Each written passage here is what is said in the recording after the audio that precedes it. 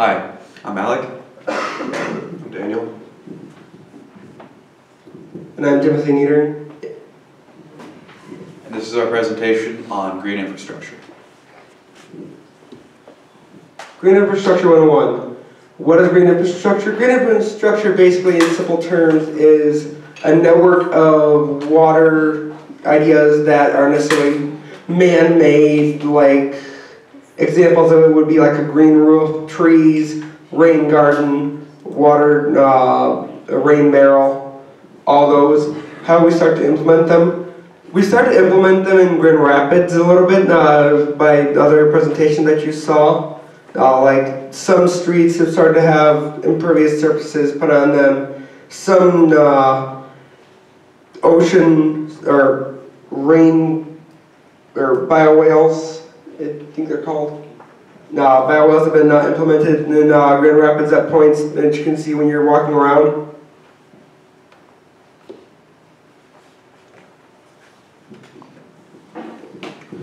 Now that you know what it is, you may be wondering, why is this important? Why does it matter? What significant impact does it have on my life personally?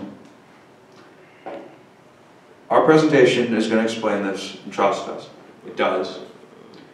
Now I'm going to hand it off to Daniel and start talking about our issues.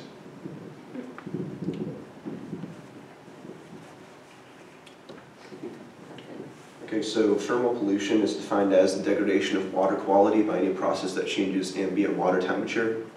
And some causes of thermal pollution include soil erosion. Some causes of thermal pollution include water as a cooling agent, soil erosion, deforestation, runoff from paved surfaces, and natural causes. And the primary effects of thermal pollution are direct thermal shock, decreases in dissolved energy levels, and displacement of organisms in local communities. And a few additional effects include an increase in toxins, a loss of biodiversity, ecological impact, reproductive systems being effective, an increase in the metabolic rates, and migration. And these are a couple green infrastructure solutions to this issue of pollution. So green roofs reduce energy use, in turn lessening air pollution that's caused by the generation of electricity. And permeable pavement allows stormwater to infiltrate on site, which reduces the amount of water treatment that's required, in turn reducing air pollution and CO2 emissions from power plants. Now I'll talk about climate change. Climate change affects the temperature around. It is mostly basically it affects where we live more, as Daniel said, from the emissions of water treatment factories.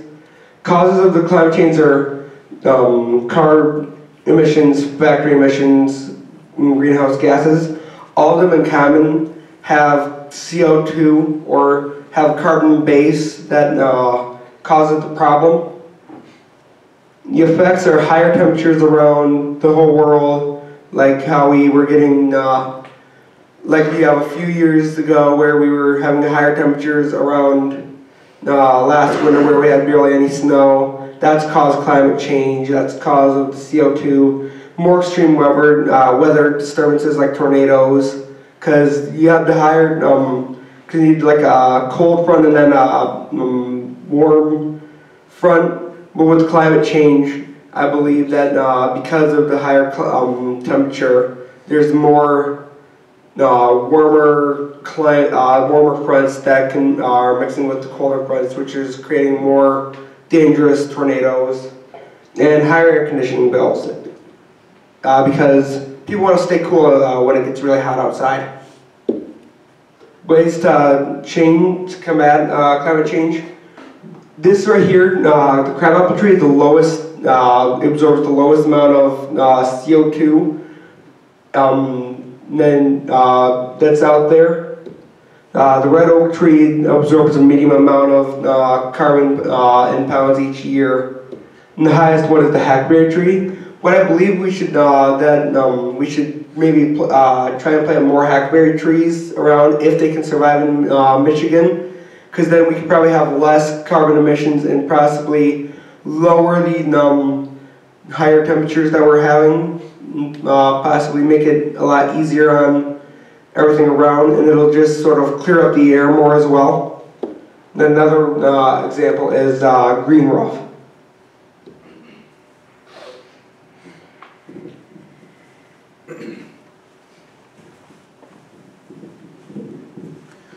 Using green infrastructure for stormwater management can improve the quality of life in urban neighborhoods.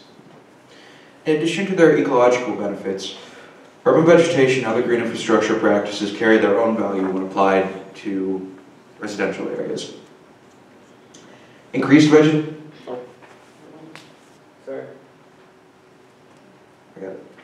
Increased vegetation within urban areas increases the aesthetic value of areas as well as property value. Green infrastructure has been shown to increase the recreational opportunities. Take, for example, walking a dog, or going out for a run. Looking at you, Mr. Way. Look at me go.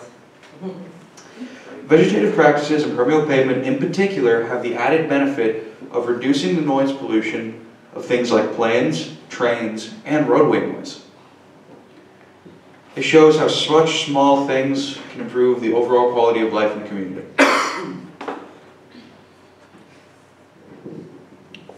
So throughout this presentation, we've explored the basics of green infrastructure and its benefits, and we've considered the causes and environmental impact of pollution and climate change. And in our research, we found that green infrastructure and practices are essential to combating the effects of climate change and pollution on our environment.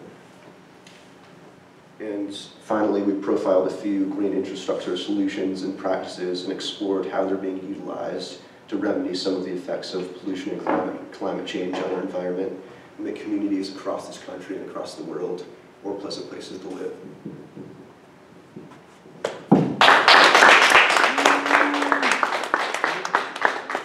Good job, guys.